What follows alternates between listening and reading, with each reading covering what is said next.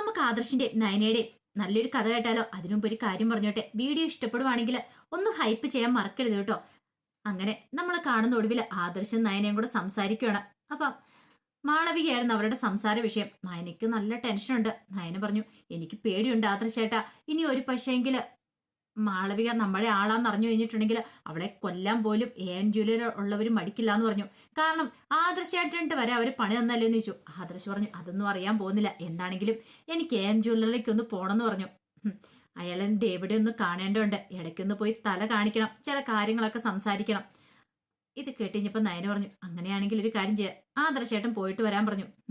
പോരാത്തനിപ്പം മാളവികയോടെ അവിടെ കയറിയിട്ട് ഉണ്ടല്ലോ, അപ്പൊ കാര്യങ്ങൾ കുറച്ചുകൂടി എളുപ്പമായെന്ന് പറഞ്ഞു. അങ്ങനെ ആദർശ് പോവാനായിട്ട് റെഡിയാവുകയാണ്.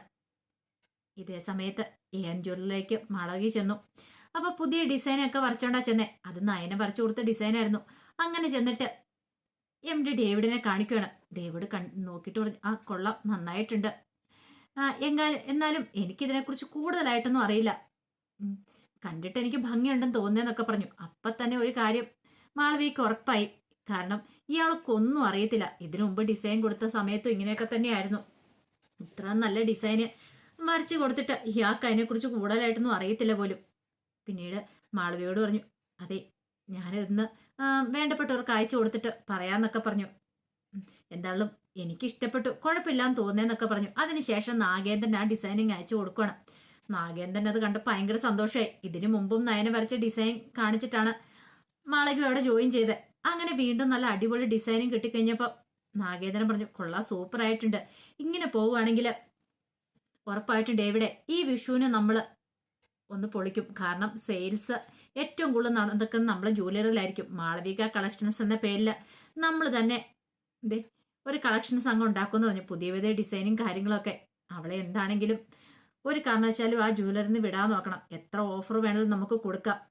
അത് കേട്ടപ്പം നാഗേന്ദ്രൻ പറഞ്ഞു, അത് കേട്ട് കഴിഞ്ഞപ്പം ഡേവിഡ് പറഞ്ഞു, അവള് പോകുന്നൊന്നും തോന്നില്ല, അവൾക്ക് വമ്പിച്ച ഓഫറൊക്കെ ഞാൻ കൊടുത്തിട്ടുണ്ടെന്ന് പറഞ്ഞു. അങ്ങനെ ആ ഒരു സന്തോഷത്തിലായിരുന്നു ഡേവിഡ്. കുറച്ച് സമയം കഴിഞ്ഞപ്പോഴത്തേനുമാണ് ആദർശ് അങ്ങോട്ടേക്ക് വരുന്നത്. അങ്ങനെ ആദർശ് വന്നു കഴിഞ്ഞപ്പോൾ ഡേവിഡ് ഭയങ്കര സന്തോഷത്തോടെ പറഞ്ഞു, എന്താണെങ്കിലും ജഗദീപ് സിംഗ് ഡീൽ ഉറപ്പിക്കാൻ വന്ന സമയം എന്താണെന്ന് നല്ലതാട്ടോ. ഞങ്ങളുടെ കമ്പനി പുതിയൊരു ഡിസൈനർ വന്നിട്ടുണ്ട്, നന്നായിട്ട് ഡിസൈനൊക്കെ ചെയ്യും. പിന്നെ പാരമ്പര്യ മോഡലിലൊക്കെ ഡിസൈൻ ചെയ്യാനും അറിയാം. പഞ്ചാബിലും രാജസ്ഥാനിലും ഒക്കെ ഇനിയിപ്പം മാളവിക കളക്ഷൻസ് ആയിരിക്കും ഫേമസ് ആകാനായിട്ട് പോകുന്നത്. ഒന്ന് കണ്ടു നോക്കാൻ പറഞ്ഞിട്ട് കൊച്ചു ഡിസൈൻ കാര്യങ്ങളൊക്കെ കാണിച്ചു കൊടുക്കുകയാണ്. ആദർശൻ അത് കണ്ടപ്പോൾ ഉള്ളിൽ ചിരി വന്നു. നയന വരച്ച ഡിസൈനും കാര്യങ്ങളൊക്കെയാണ്. ആദർശന് അറിയാലോ. ആദർശന് കൊള്ളാം, ഫന്റാസ്റ്റിക് ആയിരിക്കുന്നു, നല്ല അടിപൊളിയായിട്ടുണ്ട്, എന്തായാലും എനിക്ക് ഇഷ്ടപ്പെട്ടു എന്ന് പറഞ്ഞു. പിന്നീട് ഡേവിഡ് പറഞ്ഞു, ഒരു കാര്യം ചെയ്യാം, ഞാൻ ആ കുട്ടിയെ ഇങ്ങോട്ടേക്ക് വിളിക്കാം. ഒരു പക്ഷേങ്കിൽ ഇനി ജഗദീപ് സിംഗിന് എന്തേലും ഡിസൈനിങ് എന്തേലും മോഡലൊക്കെ വേണമെങ്കിൽ അവളോട് പറഞ്ഞാൽ മതി, ഐഡിയക്ക് അനുസരിച്ച് അതുപോലെ തന്നെ ഞങ്ങൾ ചെയ്തു തരാമെന്ന് പറഞ്ഞു. ഇത്തിരി കഴിഞ്ഞപ്പോഴത്തേനും മാളവികനെ അങ്ങോട്ട് വിളിപ്പിച്ചു. അങ്ങനെ മാളവിക ആദർശം തമ്മിൽ പരിചയപ്പെടുകയാണ്. ആദ്യമായിട്ട് കാണുന്ന പോലെയാണ് പരിചയപ്പെടുന്നത് അവർ രണ്ടുപേരും കൂടെ. മുമ്പെങ്ങും ഒരു പരിചയമില്ലാത്ത രീതിയിലാണ്. പിന്നീട് പരിചയപ്പെട്ട സമയത്ത് ആദർശ് കുറെ ഡിസൈനിങ് കാര്യങ്ങളെ കുറിച്ചൊക്കെ ചോദിക്കുന്നുണ്ട്. മാളവി അതിനെല്ലാം മറുപടി കൊടുക്കുന്നുണ്ട്. ആദർശന് സന്തോഷമായെന്നുള്ള കാര്യം ഡേവിഡിന് മനസ്സിലായി. പിന്നീട് മാളവിക അങ്ങോട്ട് പോയി കഴിഞ്ഞപ്പോൾ ആദർശന് കൊള്ളാം, നല്ല അടിപൊളി ഡിസൈനർ തന്നെയാണ്. അങ്ങനെയാണെങ്കിൽ ഈ 1000 കോടിയുടെ ഡീൽ ഉറപ്പിച്ചതിന് ശേഷം മിക്കവാറും എനിക്ക് അടുത്ത ഡീൽ ഉറപ്പിക്കേണ്ടതായിട്ട് വരും. ഇത്ര നല്ലൊരു ഡിസൈനർ ഉള്ളതുകൊണ്ട് ഇനി നിങ്ങൾക്കിനി എന്തായാലും ജ്വല്ലറി വെച്ചടി കയറ്റമായിരിക്കും എന്ന് പറഞ്ഞു. അത് കേട്ടപ്പോൾ ഡേവിഡ് പറഞ്ഞു, അതെ, എന്താണെങ്കിലും അവർ വന്ന സമയം നല്ലതാ. ഈ വിഷുവിന് ഞങ്ങൾ കുറച്ച് കൂടുതൽ മോഡൽസും കാര്യങ്ങളൊക്കെ ഇറക്കുന്നുണ്ട്. ഈ പറയുന്ന മൂർത്തി ജ്വല്ലറി പിന്തള്ളിക്കൊണ്ടായിരിക്കും അത്. എന്തായാലും ഇനി മൂർത്തി ജ്വല്ലറി കയറി വരാൻ പോകുന്നില്ല. പിന്നെ ഞങ്ങളുടെ ഡിസൈനർ കണ്ടല്ലോ, എന്ത് തോന്നുന്നു, മതിപ്പുണ്ടോ എന്നൊക്കെ ചോദിക്കണം. അത് കേട്ട് കഴിഞ്ഞപ്പോഴത്തേനും ആദർശ് പറഞ്ഞു, എനിക്കിഷ്ടപ്പെട്ടു, നന്നായിട്ട് ഡിസൈൻ ചെയ്യുന്നുണ്ടെന്നൊക്കെ പറഞ്ഞു. അങ്ങനെ ഡേവിഡിന്റെ വിചാരം എന്താ, ആദർശിനെ താൻ വീഴ്ത്തി, ജഗദീപ് സിംഗിനെ താൻ വീഴ്ത്തി എന്നൊരു ചിന്തയൊക്കെയായിരുന്നു. പിന്നീട് ആദർശ് പോരുവാണ്. അതിനെക്കുറിച്ച് കുറച്ചു നേരം സംസാരിച്ചിട്ട്. ഇതേ സമയത്ത് നന്ദുവിന് ഭയങ്കര വിഷമായിരുന്നു. നന്ദു വന്ന് ഡ്യൂട്ടിക്ക് പോലും പോകാതെ വീട്ടിലിരിക്കുന്ന കണ്ടു കഴിഞ്ഞപ്പത്തിന് കനക വന്നിട്ട്, ഇതെന്താ നന്ദു, നീ ഇന്ന് പോണില്ലെന്ന് ചോദിച്ചു. ഇല്ല എന്ന് പറഞ്ഞു. നിനക്കിത് എന്ത് പറ്റി, നീ ആഹാരം പോലും കഴിച്ചില്ലോ എന്ന് പറഞ്ഞു. എനിക്ക് കഴിക്കാൻ തോന്നില്ല എന്ന് പറഞ്ഞു. പക്ഷേങ്കില് കനക ശ്രദ്ധിച്ചു. എന്തോ കാര്യമായിട്ട് പ്രശ്നമുണ്ട്. കാരണം അവളുടെ മുഖത്തൊരു പ്രസന്നതയും കാര്യങ്ങളൊന്നുമില്ല. എന്തോ പ്രശ്നം ഉണ്ടായിട്ടുണ്ടെന്ന് മനസ്സിലായി. എന്താന്ന് ചോദിച്ചിട്ടൊന്നും പറയാൻ കൂട്ടാക്കില്ല. പിന്നീട് കനക കൂടുതലൊന്നും ചോദിക്കാൻ പോയില്ല. ഇത്തിരി സമയം കഴിഞ്ഞപ്പോൾ നന്ദു വീണ്ടും അനിയെ വിളിച്ചു നോക്കുകയാണ്. അനി കോൾ അറ്റൻഡ് ചെയ്തില്ല. അനിക്ക് നല്ല ദേഷ്യമായിരുന്നു. അങ്ങനെ അനി എന്ത് ദേഷ്യത്തോടെയാണ് ഇറങ്ങുന്നത്. വഴിക്ക് വെച്ച് നവീനെ കാണുന്നുണ്ട്.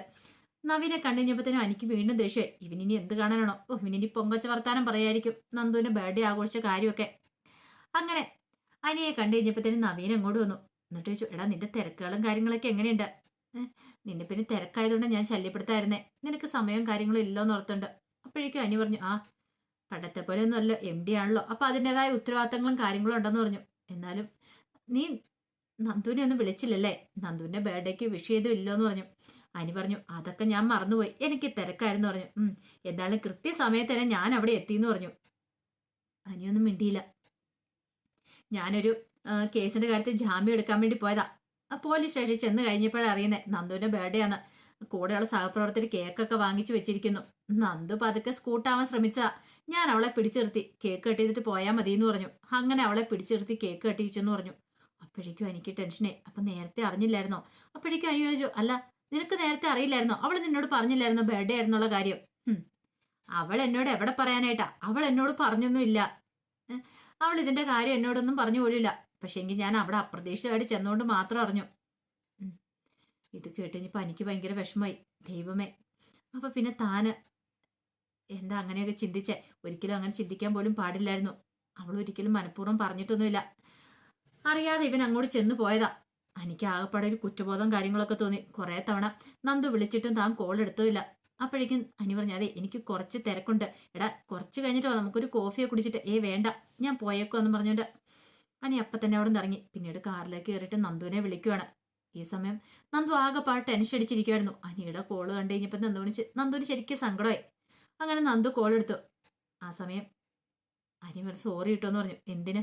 അല്ല അത് പിന്നെ ഞാന്. അപ്പോഴേക്കും നന്ദു പറഞ്ഞു, എന്താ അനി നിനക്ക്? നീ എന്താ ഇങ്ങനെയൊക്കെ ചെയ്യുന്നേ? അത് നവീനായിട്ട് അപ്രതീക്ഷിതമായിട്ട് അങ്ങോട്ടേക്ക് വന്ന, ഞാൻ ഒരിക്കലും വിളിച്ചിട്ട് വന്നൊന്നും അല്ല. പക്ഷെ അതല്ല, അങ്ങനെ സംഭവിച്ചു പോയി. പക്ഷെ ഞാനല്ലേ സോറി പറയേണ്ട ആള്. നീ അത്ര എനിക്ക് വേണ്ടി ഒരുക്കിയിട്ട് എനിക്ക് അങ്ങോട്ടേക്ക് വരാൻ പറ്റിയില്ലോ. ഞാൻ അതിനുശേഷം അങ്ങോട്ടേക്ക് വന്നിട്ടുണ്ടായിരുന്നു. നീ അവിടെ എടുത്തു വെച്ചിരുന്ന കേക്ക് കഴിച്ചിട്ടാ ഞാനും പോന്നേന്നൊക്കെ പറഞ്ഞിട്ട് ആകെപ്പാട് നന്ദു കരയുവാണ്. എനിക്ക് ഭയങ്കര സങ്കടമായി. അനി പറഞ്ഞു, എനിക്ക് നിന്നെ കാണണം എന്നൊക്കെ പറഞ്ഞു. നന്ദു പറഞ്ഞു, ഇവിടുന്ന് ഇറങ്ങാന്ന് പറഞ്ഞാൽ അത്ര ഈസി ആയിട്ടുള്ള കാര്യമല്ല. എന്താണെങ്കിലും ശരി, എനിക്ക് നിന്നെ കണ്ടേ മതിയാവുള്ളൂ എന്ന് പറഞ്ഞു. അങ്ങനെ ഒടുവില്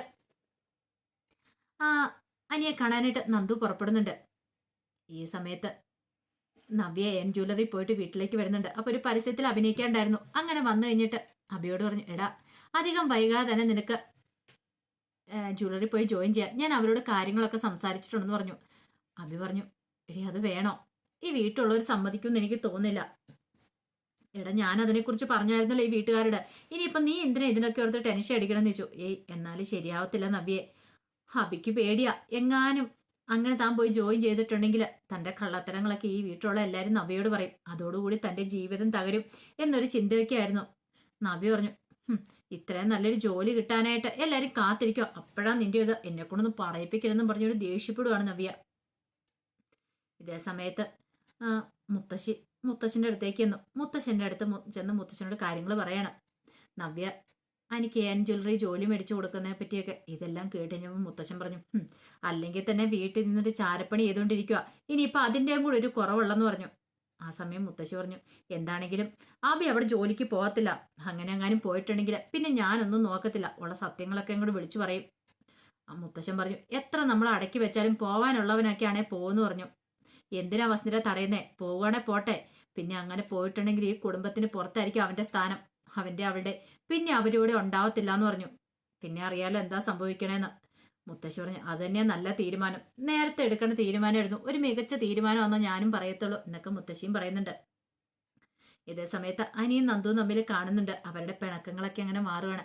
ആ വിശേഷങ്ങളൊക്കെ നമ്മൾ കാണാൻ പോകുന്നത്. ആ വിശേഷങ്ങൾക്കായി നമുക്ക് എല്ലാവർക്കും കാത്തിരിക്കാം കേട്ടോ. ഒരിക്കൽ കൂടി എല്ലാവർക്കും ശുഭദിനം നേർന്നുകൊണ്ട് നിർത്തുന്നു.